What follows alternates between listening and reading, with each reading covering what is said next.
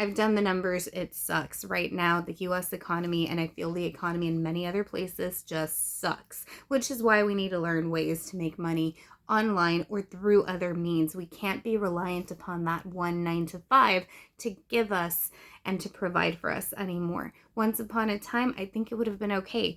Now, that's not the case anymore. Sadly, maybe in the future things will get better, and for our kids, grandkids, nieces, nephews, all of that, things will be better for them. But nothing's going to change or be better for them until we change. And unfortunately, as a whole, I don't see that economy doing that.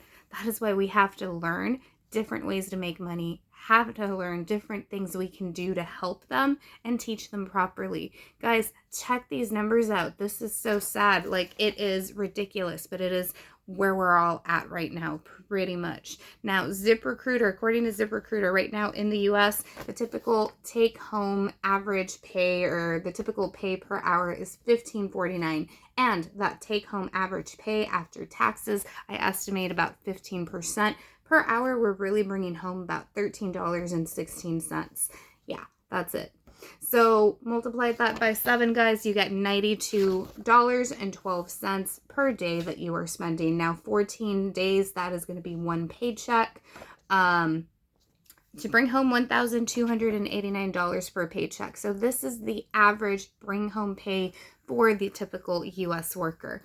That is definitely not enough. I can tell you right off the bat. So I multiplied that. Well, no, I doubled that to take home pay per month, about $2,579.36. Now let's start deducting stuff. And again, these numbers here, these were my numbers when I was teaching and all that. However, as a teacher, I did get paid a little bit more than this. So my take home was about $500 more a month, which was still not enough. But anyways, just a little, like, throwing that out there. So the rent, $1,350. I feel that's pretty much average now for the most of us. That would leave this individual with $1,229.36 after their rent. Now, of course, they need to get to and from work. And I used to spend $90 a week on gas. I did have about a 30-40 minute commute, so it was pretty long. Some people may have shorter commutes, but then again, some people have longer commutes. So about $360 a month on gas. After that deduction,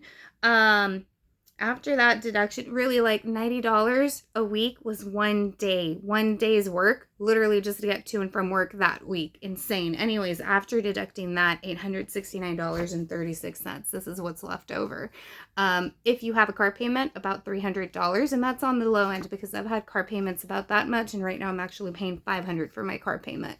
So anyways, $300, deducting that from the $869, that would leave somebody with $509. Now, I haven't deducted groceries because that's the next important thing, right? So groceries about $250 if you're an individual. If you have family members and you're buying for more than one, then that's definitely going to be a bigger digit, right?